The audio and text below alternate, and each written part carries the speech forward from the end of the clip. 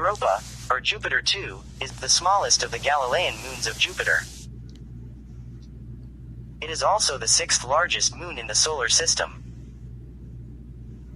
Europa was discovered in 1610 by Galileo Galilei and was named after Europa, the Phoenician mother of King Minos of Crete and lover of Zeus, the Greek equivalent of the Roman god Jupiter. Slightly smaller than the moon, Europa is primarily made of silicate rock and has a water ice crust and probably an iron-nickel core. It has a very thin atmosphere, composed primarily of oxygen. Its surface is striated by cracks and streaks, but craters are relatively few. In addition to Earth-bound telescope observations, Europa has been examined by a succession of space probe flybys, the first occurring in the early 1970s. Europa has the smoothest surface of any known solid object in the solar system.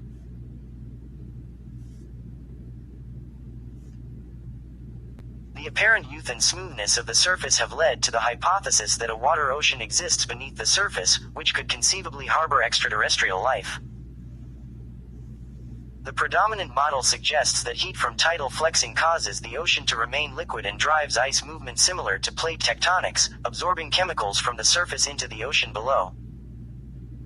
Sea salt from a subsurface ocean may be coating some geological features on Europa, suggesting that the ocean is interacting with the sea floor.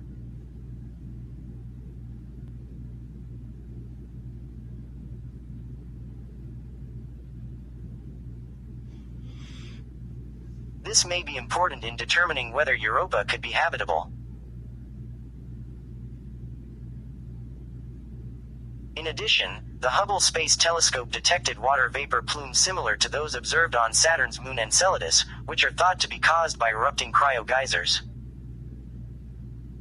In May 2018, astronomers provided supporting evidence of water plume activity on Europa, based on an updated analysis of data obtained from the Galileo space probe, which orbited Jupiter from 1995 to 2003. Such plume activity could help researchers in a search for life from the subsurface European ocean without having to land on the moon. The Galileo mission, launched in 1989, provides the bulk of current data on Europa. No spacecraft has yet landed on Europa, although there have been several proposed exploration missions. The European Space Agency's Jupiter Icy Moon Explorer, JUICE, has a mission to Ganymede that is due to launch in 2023 and will include 2 flybys of Europa. NASA's planned Europa Clipper should be launched in 2024. Europa, along with Jupiter's 3 other large moons, Io, Ganymede, and Callisto, was discovered by Galileo Galilei on the 8th of January 1610, and possibly independently by Simon Marius. The first reported observation of Io and Europa was made by Galileo on the 7th of January 1610 using a 20 times magnification refracting telescope at the University of Padua.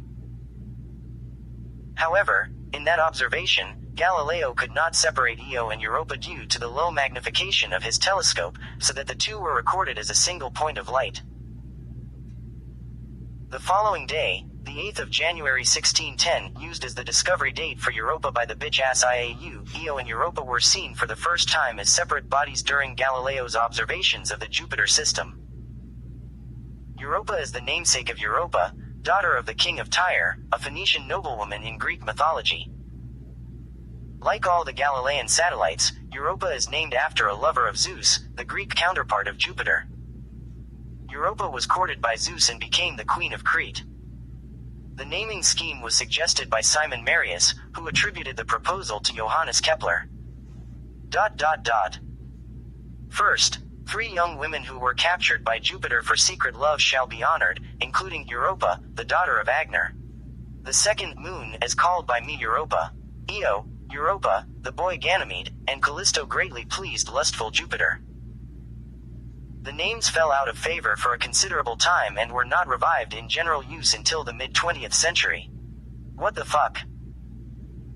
In much of the earlier astronomical literature, Europa is simply referred to by its Roman numeral designation as Jupiter 2, a system also introduced by Galileo, or as the second satellite of Jupiter. In 1892, The discovery of Amalthea, whose orbit lay closer to Jupiter than those of the Galilean moons, pushed Europa to the third position. The Voyager probes discovered 3 more inner satellites in 1979, so Europa is now counted as Jupiter's 6th satellite, though it is still referred to as Jupiter 2. The adjectival form has stabilized as Europan. Europa orbits Jupiter in just over 3.5 days, with an orbital radius of about 416,877 miles. With an orbital eccentricity of only 0.009, the orbit itself is nearly circular, and the orbital inclination relative to Jupiter's equatorial plane is small, at 0.470 degrees. Like its fellow Galilean satellites, Europa is tidally locked to Jupiter, with one hemisphere of Europa constantly facing Jupiter. Because of this, there is a sub-Jovian point on Europa's surface, from which Jupiter would appear to hang directly overhead. Europa's prime meridian is a line passing through this point. Research suggests that the tidal locking may not be full, as a non-synchronous rotation has been proposed. Europa spins faster than it orbits, or at least did so in the past. This suggests an asymmetry in internal mass distribution and that a layer of subsurface liquid separates the icy crust from the rocky interior. The slight eccentricity of Europa's orbit, maintained by the gravitational disturbances from the other Galileans, causes Europa's sub-Jovian point to oscillate around a mean position. As Europa comes slightly nearer to Jupiter, Jupiter's gravitational attraction increases, causing Europa to elongate towards and away from it. As Europa moves slightly away from Jupiter, Jupiter's gravitational force decreases, causing Europa to relax back into a more spherical shape, and creating tides in its ocean.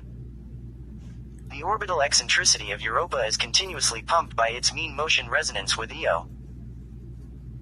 Thus, the tidal flexing needs Europa's interior and gives it a source of heat, possibly allowing its ocean to stay liquid while driving subsurface geological processes. The ultimate source of this energy is Jupiter's rotation, which is tapped by Io through the tides it raises on Jupiter and is transferred to Europa and Ganymede by the orbital resonance. Analysis of the unique cracks lining Europa yielded evidence that it likely spun around a tilted axis at some point in time. If correct, this would explain many of Europa's features. Europa's immense network of crisscrossing cracks serves as a record of the stresses caused by massive tides in its global ocean. Europa's tilt could influence calculations of how much of its history is recorded in its frozen shell, how much heat is generated by tides in its ocean, and even how long the ocean has been liquid. Its ice layer must stretch to accommodate these changes. When there is too much stress, it cracks. A tilt in Europa's axis could suggest that its cracks may be much more recent than previously thought. The reason for this is that the direction of the spin pole may change by as much as a few degrees per day, completing one precession period over several months. A tilt could also affect the estimates of the age of Europa's ocean. Tidal forces are thought to generate the heat that keeps Europa's ocean liquid, and a tilt in the spin axis would cause more heat to be generated by tidal forces. Such additional heat would have allowed the ocean to remain liquid for a longer time. However, it has not yet been determined when this hypothesized shift in the spin axis might have occurred. Europa is slightly smaller than the Moon. At just over 1,900 miles in diameter, it is the 6th largest moon and 15th largest object in the solar system. Though by a wide margin the least massive of the Galilean satellites, it is nonetheless more massive than all known moons in the solar system, smaller than itself combined. Its bulk density suggests that it is similar in composition to the terrestrial planets, being primarily composed of silicate rock. It is estimated that Europa has an outer layer of water around 62 miles thick, a part frozen as its crust, and a part is a liquid ocean underneath the ice. Recent magnetic field data from the Galileo orbiter showed that Europa has an induced magnetic field through interaction with Jupiter's, which suggests the presence of a subsurface conductive layer. This layer is likely to be a salty liquid water ocean. Portions of the crust are estimated to have undergone a rotation of nearly 80 degrees, nearly flipping over, which would be unlikely if the ice were solidly attached to the mantle. Europa probably contains a metallic iron core. Europa is the smoothest known object in the solar system, lacking large-scale features such as mountains and craters.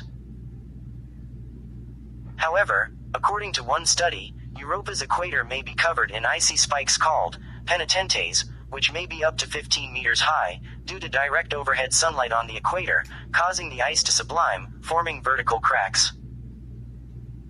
Although the imaging available from the Galileo orbiter does not have the resolution needed to confirm this, radar and thermal data are consistent with this interpretation. The prominent markings crisscrossing Europa appear to be mainly albedo features that emphasize low topography. There are few craters on Europa, because its surface is technically too active and therefore young. Europa's icy crust has an albedo, light reflectivity, of 0.64, one of the highest of all moons. This indicates a young and active surface. Based on estimates of the frequency of cometary bombardment that Europa experiences, the surface is about 20 to 180 million years old. There is currently no full scientific consensus among the sometimes contradictory explanations for the surface features of Europa. The radiation level at the surface of Europa is equivalent to a dose of about 5.4 sieverts, 540 rem per day, an amount that would cause severe illness or death in human beings exposed for a single Earth day 24 hours. Shitballs. The duration of a Europan day is approximately 3.5 times that of a day on Earth, resulting in 3.5 times more radiation exposure. Motherfucking son of a bitch bastard. Europa's most striking surface features are a series of dark streaks crisscrossing the entire globe, called lineae, English lines. Close examination shows that the edges of Europa's crust on either side of the cracks have moved relative to each other. The larger bands are more than 12 miles across, often with dark, diffuse outer edges, regular striations, and a central band of lighter material. The most likely hypothesis is that the lineae on Europa were produced by a series of eruptions of warm ice as the Europan crust spread open to expose warmer layers beneath. The effect would have been similar to that seen in Earth's oceanic ridges. These various fractures are thought to have been caused in large part by the tidal flexing exerted by Jupiter.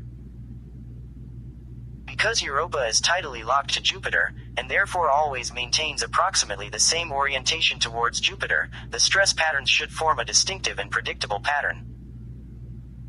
However, only the youngest of Europa's fractures conform to the predicted pattern. Other fractures appear to occur at increasingly different orientations the older they are. This could be explained if Europa's surface rotates slightly faster than its interior, an effect that is possible due to the subsurface ocean mechanically decoupling Europa's surface from its rocky mantle and the effects of Jupiter's gravity tugging on Europa's outer ice crust. Comparisons of Voyager and Galileo spacecraft photos serve to put an upper limit on this hypothetical slippage. A full revolution of the outer rigid shell relative to the interior of Europa takes at least 12,000 years. Studies of Voyager and Galileo images have revealed evidence of subduction on Europa's surface, suggesting that, just as the cracks are analogous to ocean ridges, subplates of icy crust analogous to tectonic plates on Earth are recycled into the molten interior. This evidence of both crustal spreading at bands and convergence at other sites suggests that Europa may be the only other world other than Earth to have active plate tectonics. However, the physics driving these plate tectonics are not likely to resemble those driving terrestrial plate tectonics, as the forces resisting potential Earth-like plate motions in Europa's crust are significantly stronger than the forces that could drive them. What the fuck did you just say to me? Other features present on Europa are circular and elliptical lenticulae, Latin for freckles. Many are domes, some are pits and some are smooth, dark spots. Others have a jumbled or rough texture. The dome tops look like pieces of the older plains around them, suggesting that the domes formed when the plains were pushed up from below. One hypothesis states that these lenticulae were formed by diapirs of warm ice rising up through the colder ice of the outer crust, much like magma chambers in Earth's crust. The smooth, dark spots could be formed by meltwater released when the warm ice breaks through the surface.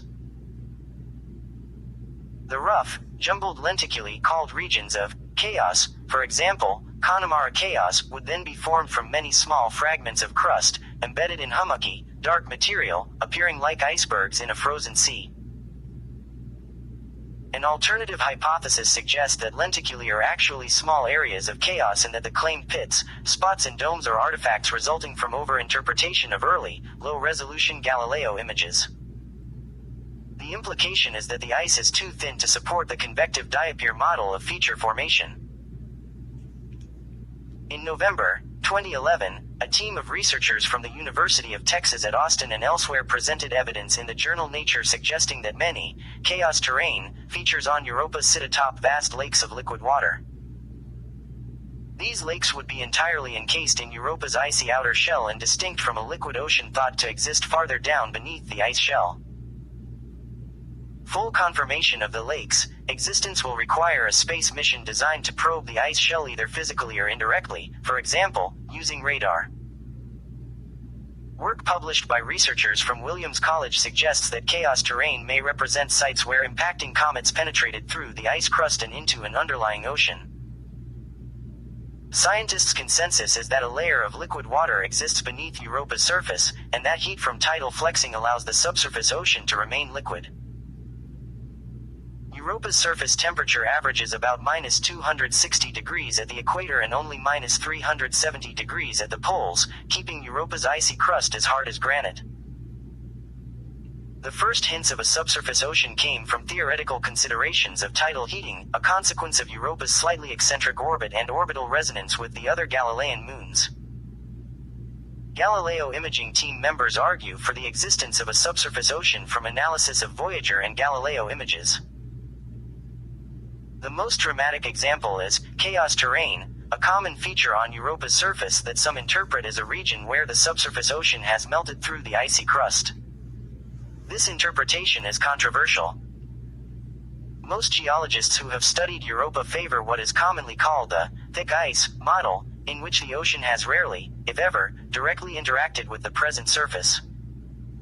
The best evidence for the thick ice model is a study of Europa's large craters.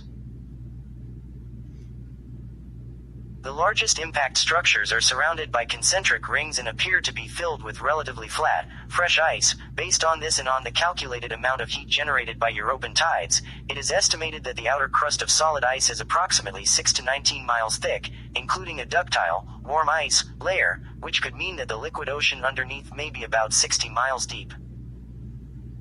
This leads to a volume of Europa's oceans of 3 times 10 to the power of 8 m cubed, between 2 or 3 times the volume of Earth's oceans. The thin ice model suggests that Europa's ice shell may be only a couple of miles thick. However, most planetary scientists conclude that this model considers only those topmost layers of Europa's crust that behave elastically when affected by Jupiter's tides. One example is flexure analysis, in which Europa's crust is modeled as a plane or sphere weighted and flexed by a heavy load. Models such as this suggest the outer elastic portion of the ice crust could be as thin as 660 feet. If the ice shell of Europa is really only a couple of miles thick, this thin ice model would mean that regular contact of the liquid interior with the surface could occur through open ridges, causing the formation of areas of chaotic terrain. Large impacts going fully through the ice crust would also be a way that the subsurface ocean could be exposed. The Galileo orbiter found that Europa has a weak magnetic moment, which is induced by the varying part of the Jovian magnetic field. The field strength at the magnetic equator, about 120 Nt, created by this magnetic moment is about 1/6 the strength of Ganymede's field and 6 times the value of Callisto's. The existence of the induced moment requires a layer of a highly electrically conductive material in Europa's interior. The most plausible candidate for this role is a large subsurface ocean of liquid saltwater. Since the Voyager spacecraft flew past Europa in 1979, scientists have worked to understand the composition of the reddish-brown material that coats fractures and other geologically youthful features on Europa's surface. Spectrographic evidence suggests that the dark, reddish streaks and features on Europa's surface may be rich in salts such as magnesium sulfate, deposited by evaporating water that emerged from within. Sulfuric acid hydrate is another possible explanation for the contaminant observed spectroscopically. In either case, because these materials are colorless or white when pure, some other material must also be present to account for the reddish color, and sulfur compounds are suspected. Another hypothesis for the colored regions is that they are composed of abiotic organic compounds collectively called tholins. The morphology of Europa's impact craters and ridges is suggestive of fluidized material welling up from the fractures where pyrolysis and radiolysis take place. In order to generate colored tholins on Europa, there must be a source of materials carbon, nitrogen, and water, and a source of energy to make the reactions occur. Impurities in the water ice crust of Europa are presumed both to emerge from the interior as cryovolcanic events that resurface the body, and to accumulate from space as interplanetary dust. Tholins bring important astrobiological implications, as they may play a role in prebiotic chemistry and abiogenesis. The presence of sodium chloride in the internal ocean has been suggested by a 450 nanometers absorption feature, characteristic of irradiated NaCl crystals, that has been spotted in HST observations of the chaos regions, presumed to be areas of recent subsurface upwelling. Tidal heating occurs through the tidal friction and tidal flexing processes caused by tidal acceleration. Orbital and rotational energy are dissipated as heat in the core of the Moon, the internal ocean, and the ice crust. Ocean tides are converted to heat by frictional losses in the oceans and their interaction with the solid bottom and with the top ice crust. In late 2008, it was suggested Jupiter may keep Europa's oceans warm by generating large planetary tidal waves on Europa because of its small but non-zero obliquity. This generates so-called Rossby waves that travel quite slowly, at just a couple of miles per day, but can generate significant kinetic energy. For the current axial tilt estimate of 0.1 degrees, the resonance from Rossby waves would contain 7.3 times 10 to the power of 8 J of kinetic energy, which is 2,000 times larger than that of the flow excited by the dominant tidal forces. Dissipation of this energy could be the principal heat source of Europa's ocean. Tidal flexing needs Europa's interior and ice shell, which becomes a source of heat. Depending on the amount of tilt, the heat generated by the ocean flow could be 100 to 1,000 of times greater than the heat generated by the flexing of Europa's rocky core in response to gravitational pull from Jupiter and the other moons circling that planet. Europa's seafloor could be heated by the Moon's constant flexing, driving hydrothermal activity similar to undersea volcanoes in Earth's oceans. Experiments and ice modeling published in 2016 indicate that tidal flexing dissipation can generate 1 order of magnitude more heat in Europa's ice than scientists had previously assumed. Their results indicate that most of the heat generated by the ice actually comes from the ice's crystalline structure, lattice, as a result of deformation, and not friction between the ice grains. The greater the deformation of the ice sheet, the more heat is generated. In addition to tidal heating, the interior of Europa could also be heated by the decay of radioactive material, radiogenic heating, within the rocky mantle. But the models and values observed are 100 times higher than those that could be produced by radiogenic heating alone, thus implying that tidal heating has a leading role in Europa. The Hubble Space Telescope acquired an image of Europa in 2012 that was interpreted to be a plume of water vapor erupting from near its south pole. The image suggests the plume may be 120 miles high, or more than 20 times the height of Mt. Everest. Though recent observations and modeling suggest that typical European plumes may be much smaller. It has been suggested that if plumes exist, they are episodic and likely to appear when Europa is at its farthest point from Jupiter, in agreement with tidal force modeling predictions. Additional imaging evidence from the Hubble Space Telescope was presented in September 2016.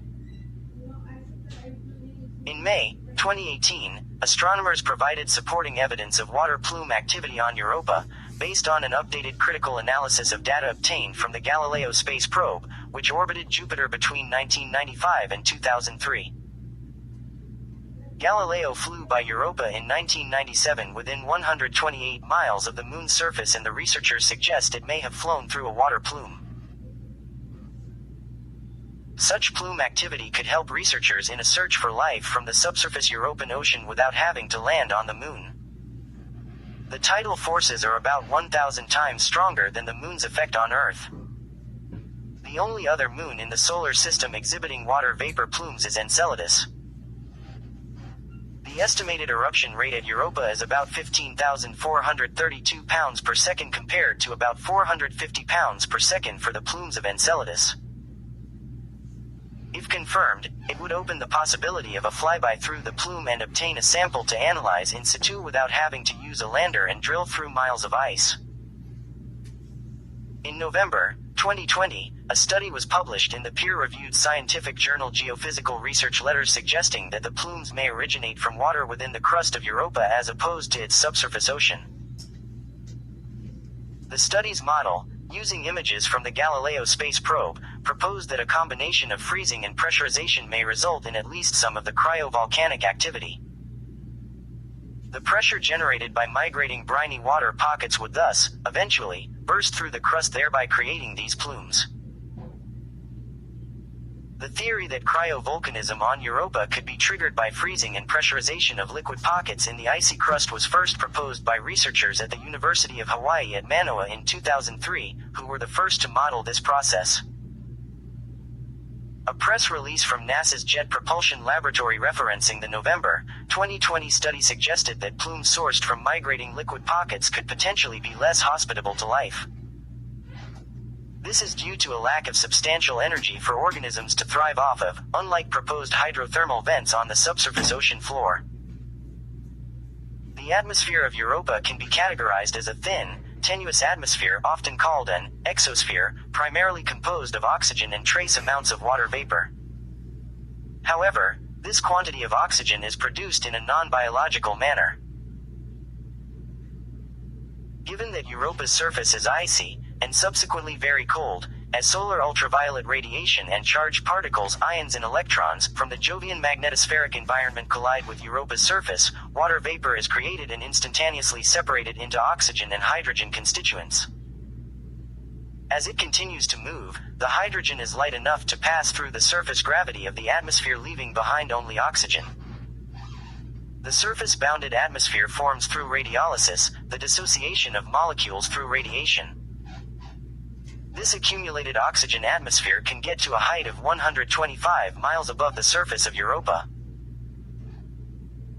Molecular oxygen is the densest component of the atmosphere because it has a long lifetime. After returning to the surface, it does not freeze like a water or hydrogen peroxide molecule, but rather desorbs from the surface and starts another ballistic arc. Molecular hydrogen never reaches the surface, as it is light enough to escape Europa's surface gravity. Europa is one of the only moons in our solar system with a quantifiable atmosphere, next to Titan, Io, and Triton. Europa is also one of the three formations, among planets and moons, to contain oxygen within its atmosphere. Europa is also one of several moons in our solar system with very large quantities of ice, otherwise known as icy moons. Europa is also considered to be geologically active due to the constant release of hydrogen-oxygen mixture into space. As a result of the moon's particle venting, the atmosphere requires continuous replenishment. Europa also contains a small magnetosphere, approximately 25% of Ganymedes. However, this magnetosphere varies in size as Europa orbits through Jupiter's magnetic field. This confirms that a conductive element, such as a large ocean, likely lies below its icy surface. As multiple studies have been conducted over Europa's atmosphere, several findings conclude that not all oxygen molecules are released into the atmosphere. This unknown percentage of oxygen may be absorbed into the surface and sink into the subsurface. Because the surface may interact with the subsurface ocean, this molecular oxygen may make its way to the ocean, where it could aid in biological processes. One estimate suggests that, given the turnover rate inferred from the apparent approximately 500 million year maximum age of Europa's surface ice, subduction of radiolytically generated oxidizing species might well lead to oceanic free oxygen concentrations that are comparable to those in terrestrial deep oceans.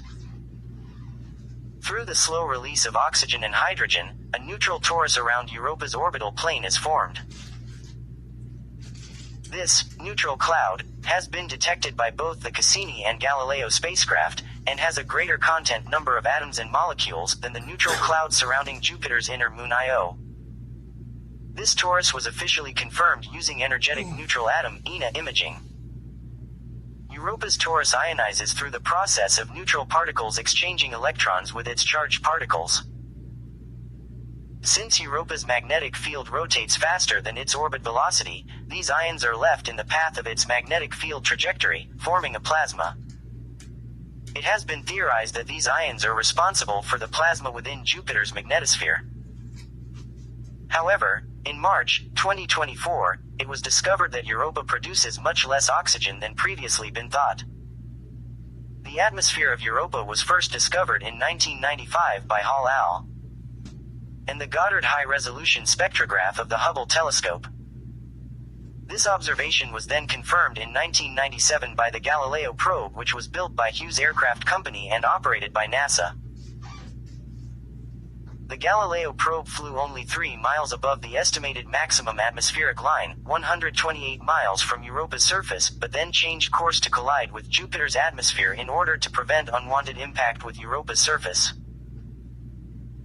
It has been speculated that there will be several more future missions to Europa in hopes to further study the atmosphere, chemical composition, and possibility of extraterrestrial life below the icy surface. Despite the presence of a gas torus, Europa has no weather-producing clouds.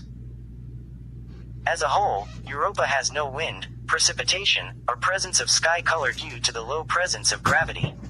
Ah, shit. Europa's gravity is approximately 13% of Earth's. The temperature on Europa varies from -260 degrees at the equatorial line to -370 degrees at either of its poles. Europa's subsurface ocean is thought to be subsequently warm, however.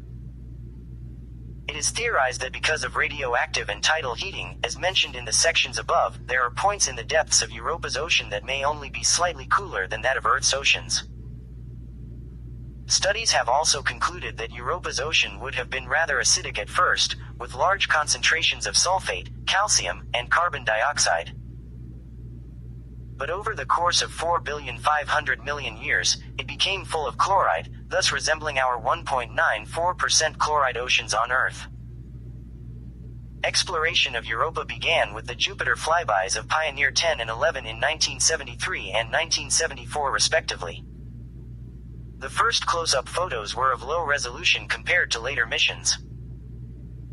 The 2 Voyager probes traveled through the Jovian system in 1979, providing more detailed images of Europa's icy surface. The images caused many scientists to speculate about the possibility of a liquid ocean underneath. Starting in 1995, the Galileo space probe orbited Jupiter for 8 years, until 2003, and provided the most detailed examination of the Galilean moons to date.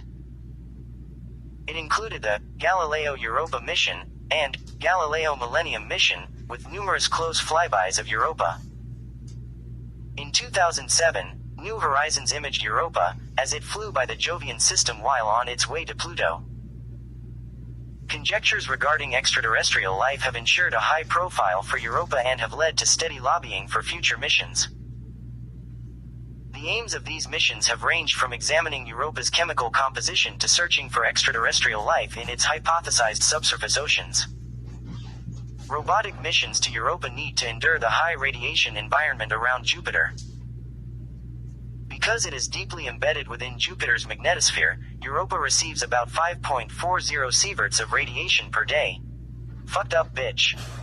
In 2011, a Europa mission was recommended by the U.S. Planetary Science Decadal Survey. In response, NASA commissioned Europa lander concept studies in 2011, along with concepts for a Europa flyby, Europa Clipper, and a Europa orbiter. The orbiter element option concentrates on the ocean science, while the multiple flyby element Clipper concentrates on the chemistry and energy science.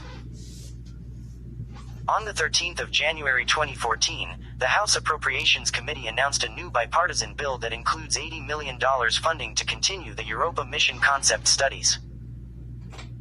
In 2012, Jupiter Icy Moon Explorer, JUICE, was selected by the European Space Agency, ESA, as a planned mission. That mission includes 2 flybys of Europa, but is more focused on Ganymede.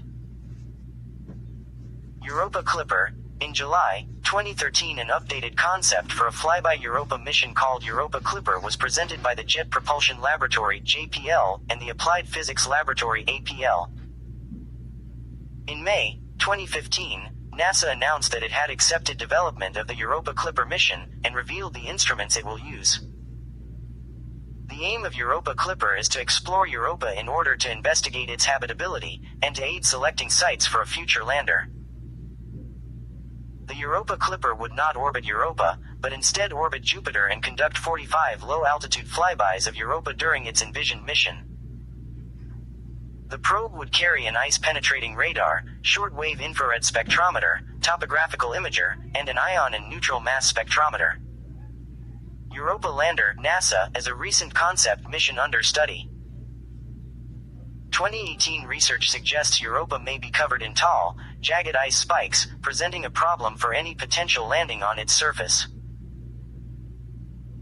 In the early 2000s, Jupiter-Europa orbiter led by NASA and the Jupiter-Ganymede orbiter led by the ESA were proposed together as an outer planet flagship mission to Jupiter's icy moons called Europa Jupiter System Mission, with a planned launch in 2020.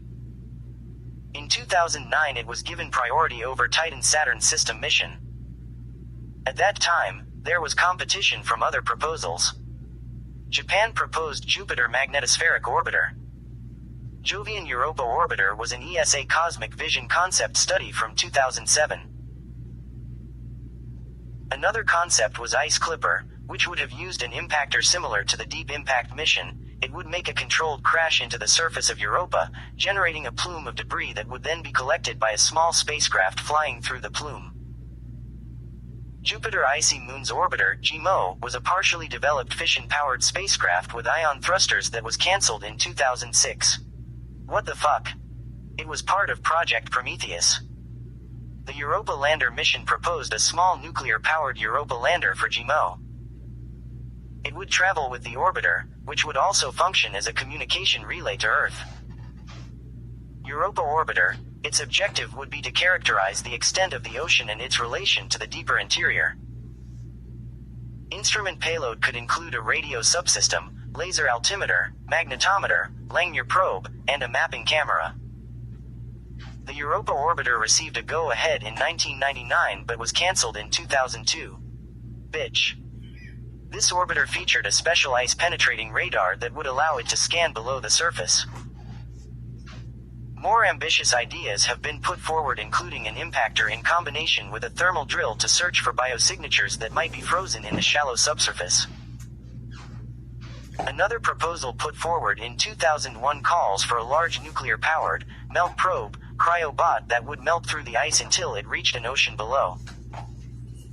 Once it reached the water, it would deploy an autonomous underwater vehicle, Hydrobot, that would gather information and send it back to Earth.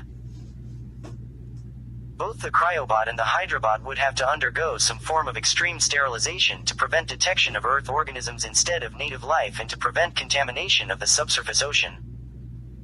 This suggested approach has not yet reached a formal conceptual planning stage. Fuck. So far, there is no evidence that life exists on Europa, but Europa has emerged as one of the most likely locations in the solar system for potential habitability. Life could exist in its under-ice ocean, perhaps in an environment similar to Earth's deep ocean hydrothermal vents. Even if Europa lacks volcanic hydrothermal activity, a 2016 NASA study found that Earth-like levels of hydrogen and oxygen could be produced through processes related to serpentinization and ice-derived oxidants, which do not directly involve volcanism. In 2015, scientists announced that salt from a subsurface ocean may likely be coating some geological features on Europa, suggesting that the ocean is interacting with the seafloor. This may be important in determining if Europa could be habitable. The likely presence of liquid water in contact with Europa's rocky mantle has spurred calls to send a probe there. The energy provided by tidal forces drives active geological processes within Europa's interior, just as they do to a far more obvious degree on its sister moon Io. Although Europa, like the Earth, may possess an internal energy source from radioactive decay, the energy generated by tidal flexing would be several orders of magnitude greater than any radiological source. Life on Europa could exist clustered around hydrothermal vents on the ocean floor, or below the ocean floor, where endoliths are known to inhabit on Earth. Alternatively, it could exist clinging to the lower surface of Europa's ice layer, much like algae and bacteria in Earth's polar regions, or float freely in Europa's ocean. If Europa's ocean is too cold, biological processes similar to those known on Earth could not take place. If it is too salty, only extreme halophils could survive in that environment. In 2010, a model proposed by Richard Greenberg of the University of Arizona proposed that irradiation of ice on Europa's surface could saturate its crust with oxygen and peroxide, which could then be transported by tectonic processes into the interior ocean.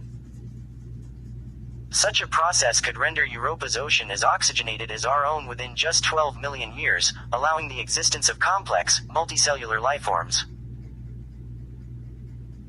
Evidence suggests the existence of lakes of liquid water entirely encased in Europa's icy outer shell and distinct from a liquid ocean thought to exist farther down beneath the ice shell, as well as pockets of water that form M-shaped ice ridges when the water freezes on the surface, like in Greenland.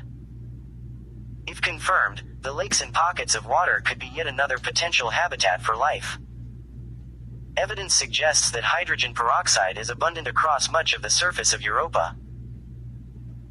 Because hydrogen peroxide decays into oxygen and water when combined with liquid water, the authors argue that it could be an important energy supply for simple life forms. Clay-like minerals, specifically phyllosilicates often associated with organic matter on Earth, have been detected on the icy crust of Europa. The presence of the minerals may have been the result of a collision with an asteroid or comet. Some scientists have speculated that life on Earth could have been blasted into space by asteroid collisions and arrived on the moons of Jupiter in a process called lithopanspermia.